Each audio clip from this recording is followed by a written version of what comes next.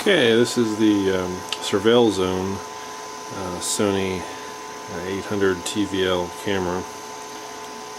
Sony TVL, wide dynamic range. I'm going to spray it with Plastidip, and I've covered up the lens area. I've covered up the connector areas because you don't want Plastidip getting into the pins where the connectors go. So now I'm going to coat this probably 3 times with Plastidip and protect it. It'll give it a protective layer since this one doesn't have the case.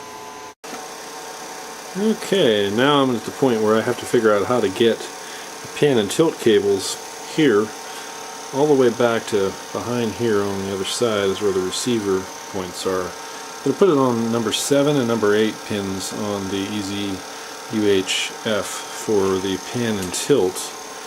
To do that, of course, we have to go from way up here to way back there. So a single extended cable, this is 12 centimeters, or I mean 12 inches, was not quite long enough. This 12-inch cable without this extra piece on it only came to about here underneath, which would have made it a little bit tricky. So I decided to give a little bit extra. So I connected 2 extenders together. It would probably be better just to buy a 1/16" in this case, but I didn't.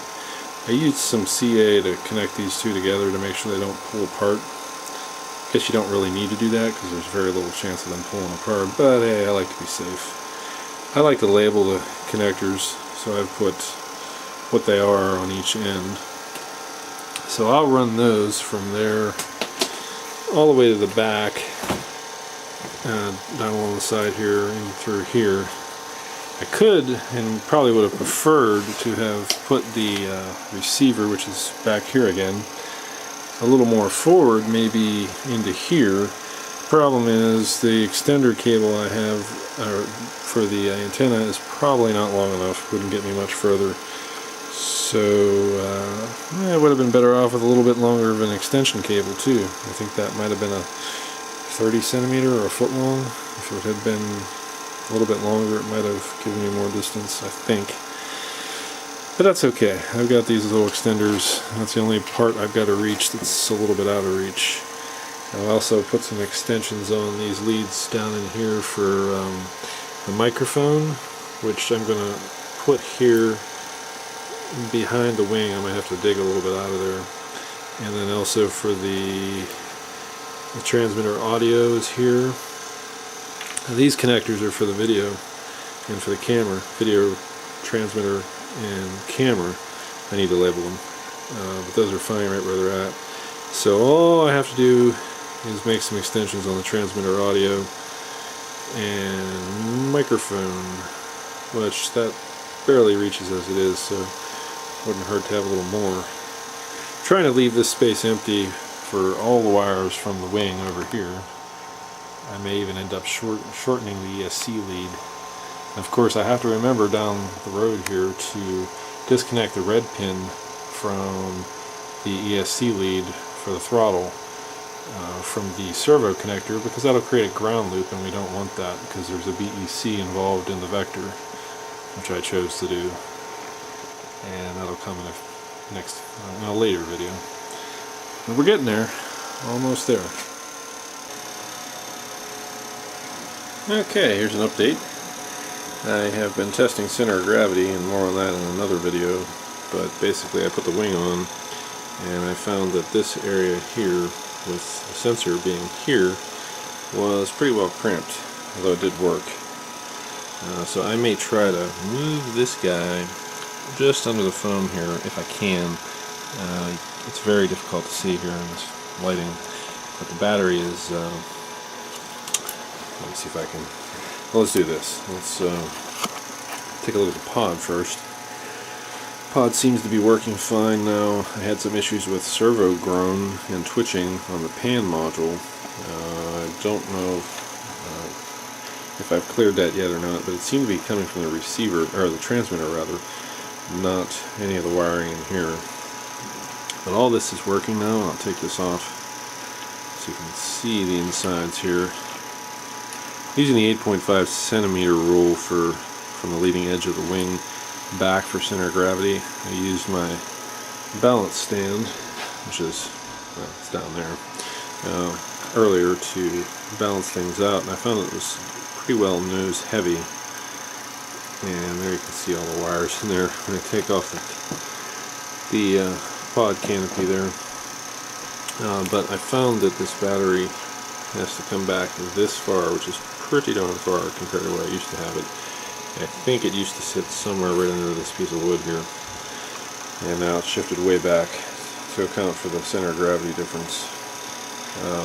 The thing of it is that the weight is 65.2 ounces at this point with the wing on and everything attached, but no doors. That's okay, actually. The weight's okay. Most people are in that area with all this equipment in there, and some even have a flight battery in the back. So my choices at this point would be, I believe, to either shift the battery back forward and add some counterweight to the rear, or leave it like it is. Put the battery right there, Velcro it in, and fly like that. Now, in terms of the current sensor being in the way, to be able to move it out of the way, let's take a look and see if we can peer down into there now.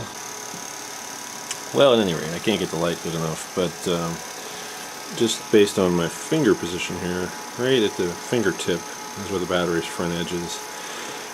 And that gives me right to where my finger is there, out. Be able to put the current sensor right under here, and that should actually work, I think. If I move it right under there, glue it to the top of this piece right here without cutting anything away from here. I don't want to really cut anything off of here. That should do the trick to give a little bit more room in that section. Okay, unlike the last video, I did not move the current sensor under this area. I instead etched out part of the foam and used some CA glue and attached it right into there to give me more room here for all the wing wiring. And that appears to have done a pretty good job, and I also glued this wire coming off of here that goes to the battery to this under layer here, and that gave me enough room to pull some of the wiring back here in the canopy area. And just to look at that, this is what we've got going on now in here.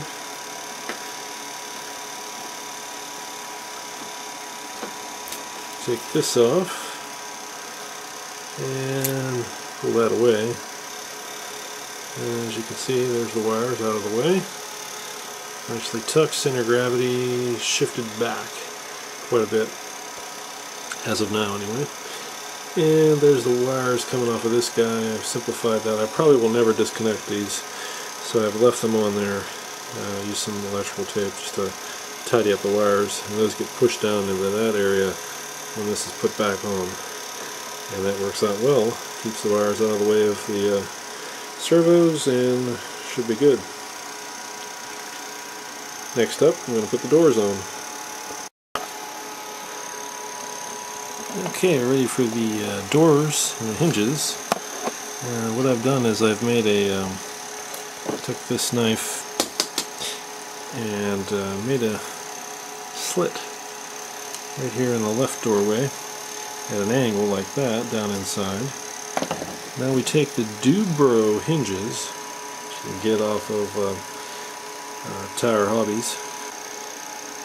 Appears that they come with about 6 or 8, not sure how many. But we'll put the hinge in like this, and I'm going to use welder's glue. Put it in like this, down in the angle. I'll use welder's glue to glue that in place. The door on the left side, where it's going to bend, I have it slanted at that angle, as you can see, so that when it comes out. So now, once it's on, I end up with this. On the right hand side, I will use tape and a magnet, right where my finger is, to open it. A magnet will hold it in place, and the hinge bends right at the fringe, and I've cut this piece down long ways. I cut a 1/4 of an inch off it, so it's not quite as thick. And it gives you pretty good access there. I recently did some CG testing with everything, with the 5200 milliamp hour battery in there, This whole bird came out to around 65 ounces, and it was still slightly nose heavy, even with the batteries coming back this far. So what I've done here is I have begun to move the rudder and elevator servos out of this area, which gives me more room for wiring, which is nicer. You don't have to worry about the wires getting in the way of your servo controls. And in the rear here, I've made the cuts. Here's the one that will control the rudder. The existing rudder horn should be able to stay right where it's at. Maybe. I might have to lower it down. I'm not sure. We'll see how it ends up being with the push rod on there, control rod. Had to dig away the foam, and I'll use a little bit of CA and a little bit of hot glue combination to seal that nice and tight. I also had to poke a hole down through there to get to the other side, so the wire can come down through and run inside the fuselage. That was really tricky. First I had to make this cut, which looks something like that at this point, and I had to use a coat hanger and fish my way forward into this compartment, which I was able to finally do, poked it through. So now I'll have a wire coming from this servo, it'll come down through here, and then down through the hole that runs through a tube pathway into here, and then an extension to the vector. And that's what I've got so far, the raw version of it anyway. Just to follow up on the relocation of the servos on the rear, here's the rudder. Picked up that 256 rod from a local hobby shop, using a clevis in the front from Great Plains, and a Dubro connector in the rear. And it's the same on the other side as well. Look at the other side. Same exact setup. Clevis and a Dubro connector, easy connector. Once I had the right positioning, I used some CA on here and some red thread lock and some CA down here as well. Here it's just held on by the band that it comes with, and nothing on the screw here, just the screw tightened to secure. It has a tension bracket inside there on the other side, and it should be good enough. Relocating these to the rear made the weight shift a little bit back, so now the battery sits from here up to about here, right in this spot. Previously, with them still here, the battery had to be pretty much back here to here, so the shift has been up this way, pretty much far forward. I may have to cut this and move this up so it's up here where the foam is, give it some more clearance, because the wires from the battery seem to get in the way and makes it really tough getting the battery in and out, although it is workable right now. But I may cut that and make it a little bit improved later on for easier access.